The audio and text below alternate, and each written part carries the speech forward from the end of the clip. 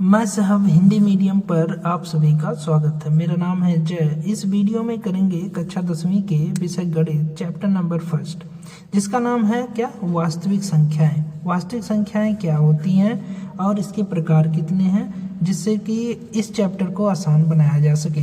तो सबसे पहले हम लोग वास्तविक संख्याएं क्या होती है ये देखते हैं। तो वास्तविक संख्या दो प्रकार की होती हैं, एक परिमेय संख्या होती है, एक अपरिमेय संख्या होती है। मतलब वास्तविक संख्याएं जो होती हैं वो परिमेय और अपरिमेय संख्याओं से मिलके बनी होती हैं। परिमेय संख्याएं क्या होती हैं? परिमेय संख्याएं वो होती हैं जो p बाई क्यू के फॉर्म में लिखी जा सके और जिसका हर कभी भी 0 के बराबर ना हो। परिमेय संख्याएं q से डिनोट की जा सकती हैं, जबकि अपरिमेय संख्याएं जो होती हैं q डैश से डिनोट की जाती हैं। अपरिमेय संख्याएं को √2, √7, √5 मतलब जो अंडर रूट में रहे और कभी बाहर ना आए, या फिर ऐसा डेसिमल नंबर जो ना तो रिपीट हो और ना ही पूर्ण रूप से विभाजित हो। ऐसी संख्याओं को हम अपरिमेय संख्याएं कहते हैं। दूसरी तरफ परिमेय संख्याएं के प्रकार हैं। देखिए, परिमेय संख्याएं कितनी प्रकार की होती हैं? प्राकृतिक संख्या, पूर्ण संख्या, पूर्णांक और भिन्न संख्या होती है। प्राकृतिक संख्या क्या होती है, पूर्ण संख्या क्या होती है, पूर्णांक क्या होता है, भिन्न संख्या, हम लोग इसको पढ़ेंगे। प्राकृतिक संख्याएं क्या होती हैं? प्राकृतिक संख्या मतलब नेचुरल नंबर जो कैपिटल एन से डिनोट करते हैं। तो वस्तुओं को गिनने के लिए जिन संख्याओं का प्रयोग किया जाता है उन संख्याओं को हम गणन संख्याएं, गणन मतलब गणना की जाने वाली, या फिर प्राकृतिक संख्याएं कहते हैं। जैसे कि 1, 2, 3, 4, 5 इस तरह से इनफाइनाइट नंबर्स जो होते हैं। उस तरह से पूर्ण संख्या जो कि होल नंबर्स होता है, इसको कैपिटल W से डिनोट करते हैं। होल संख्या क्या होती है, पूर्ण संख्या क्या होती है? प्राकृतिक संख्याओं में शून्य को सम्मिलित करने पर जो संख्याएं प्राप्त होती हैं उन्हें पूर्ण संख्या कहते हैं। जैसे कि 0 आ गया प्राकृतिक संख्याओं के साथ, तो ये हमारी हो गई पूर्ण संख्या।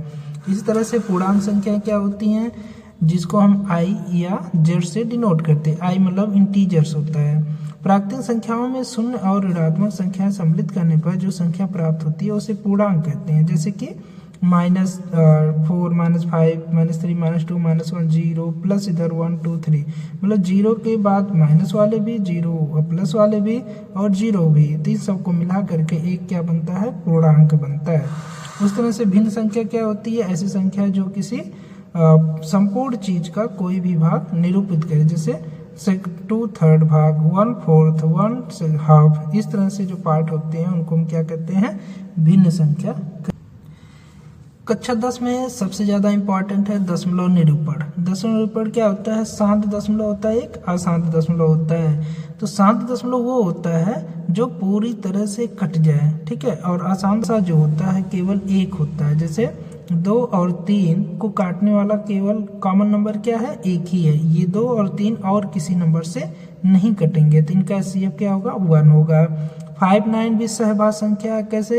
इन दोनों को काटने वाली संख्या केवल क्या है, एक ही है। 10 और 21 को काटने वाली संख्या कौन है, केवल एक ही। तो ये सब जो संख्याएं हैं ये सब क्या है, अभाज्य संख्याएं होती हैं। इस तरह से हम लोग आगे बढ़ेंगे जहाँ पे परिमेय नंबर फर्स्ट आता है। परिमेय नंबर फर्स्ट क्या कहता है कि यदि p एक अभाज्य संख्या है, यदि p क्या है, एक अभाज्य संख्या है, तो p जो होता है a² को विभाजित करती है, तो p a को भी विभाजित करेगी। मतलब कोई अभाज्य संख्या अगर a² को विभाजित करेगा तो वो संख्या a को भी विभाजित करेगी। जैसे कि 25 को अगर 5 विभाजित कर रही है तो इसका स्क्वायर रूट क्या होगा, जैसे a² p मान लो 5 है, a² को 25 मानो, 25 को 5 विभाजित करा तो ये जो 5 होगा इसका जो वर्गमूल होगा वो भी 5 से डिवाइड होगा, ठीक है। ये इसमें कहा गया है। परिमेय नंबर सेकंड में क्या कहा गया है कि एक परिमेय संख्या अगर इस फॉर्म में है, इस फॉर्म में अगर है, तो ये जो हर है ये अगर इस फॉर्म में है, मतलब 2 की पावर m है या 5 की पावर n है, या फिर केवल 2 की पावर m हो या फिर केवल 5 हो, मतलब हर में 2 या 5 हो या उसकी पावर में हो, मतलब केवल 2 और 5 ही होना चाहिए, तो वो संख्या हमेशा जो होती है शांत दशमलव संख्या होती है। जहाँ पे m और n क्या होते हैं, धनात्मक संख्या, मतलब ये जो पावर है वो ऋणात्मक नहीं होनी चाहिए। सबसे इम्पोर्टेंट है यूक्लिड विभाजन प्रमेय का। यहाँ पर क्या होता है कि दो धनात्मक पूर्णांक होते हैं a और b, इनको हम डिवाइड करते हैं तो ये इस फॉर्म में आते हैं, a equal to b q plus r. R जो होता है हमेशा b से छोटा रहता है। इस तरह से हमारा ये कंप्लीट हो जाता है। यहाँ पर हम देखते हैं कि अंकगणित की आधारभूत प्रमेय प्रत्येक भाज्य संख्या को अभाज्य संख्याओं के गुणनफल के रूप में व्यक्त किया जा सकता है। कैसे? जैसे 8 है, ये क्या है? भाज्य संख्या है, तो ये अभाज्य संख्याओं में कैसे लिखा जा सकता है? 2 इंटू 2 इंटू 2। देखिए यहाँ पे ये क्या है? अभाज्य संख्या है और इनके गुणनफल में 8 को लिखा जा रहा है। उस तरह से 27 को भी क्या लिख सकते हैं? 3 इंटू 3 इंटू 3। 15 को क्या लिख सकते हैं? 3 इंटू 5। मतलब ये जो है भाज्य संख्या को अभाज्य संख्याओं में 2 गुणे 2 गुणे 2 लिख सकते हैं। 27 जो है भाज्य संख्या, इसको भी 3 गुणे 3, मतलब ये अभाज्य संख्याओं में लिख सकते हैं। 15 को भी क्या है? अभाज्य संख्याओं के गुणनफल में लिख सकते हैं। इस तरह से हमारा कक्षा 10 में एचसीएफ और एलसीएम भी निकालने के लिए आता है, जहाँ पे एचसीएफ दिया रहेगा 2 और यहाँ एलसीएम दिया रहेगा। इनका क्या होगा? ये हम लोग अभाज्य गुणनफल से निकालेंगे। तो 8 को हम लोग क्या लिख सकते हैं? 8 को लिख सकते हैं 2 गुणे 2 गुणे 2। 27 को क्या लिख सकते हैं? 3 गुणे 3 गुणे 3। तो यहाँ पर हम देखते हैं इन दोनों में अगर एक है तो यहाँ पर केवल एक ही इन दोनों में है, तो यहाँ पे जो एचसीएफ होगा वो क्या होगा? 8 और 27 का 1 होगा। लेकिन एलसीएम क्या होगा? 8 और 27 का। एलसीएम में क्या होता है कि सभी नंबरों को लिखना होता है, बस रिपीट नहीं करना चाहिए। तो यहाँ पे देखिए 2 लिखेंगे एक बार 3 लिखेंगे, फिर एक बार 2 लिखेंगे, 3 लिखेंगे, 2 लिखेंगे, 3 लिखेंगे, मतलब इन्हीं दोनों का मल्टीप्लाई।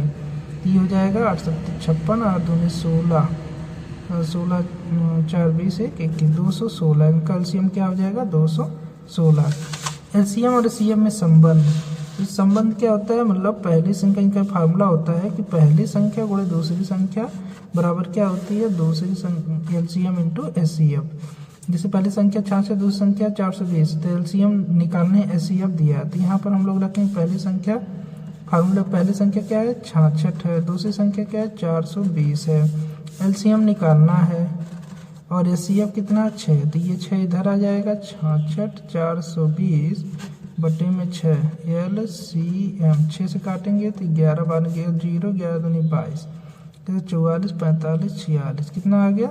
4620। इस तरह से एलसीएम हमको प्राप्त हो जाता है। यहाँ पर कुछ पॉइंट दिए गए हैं जो आपको नोट कर लेने चाहिए कि अगर कोई अपरिमेय संख्या है उसका अगर योग कर रहे हैं तो वो भी एक क्या बन जाएगी? अपरिमेय ही होगी। एक अपरिमेय है, एक परिमेय है, एक अपरिमेय संख्या है, तो इनका योग और अंतर भी क्या होगा? अपरिमेय ही होगा। परिमेय और अपरिमेय संख्याओं का गुणा और भाग जो होता है वो अपरिमेय हो भी सकता है और नहीं भी। तो इस तरह से हम लोग कक्षा 10 के जो भी इम्पॉर्टेंट फैक्ट्स, फार्मूले और डिफिनेशन थी उन सबको कर लिए हैं। अब हम लोग करेंगे क्वेश्चन।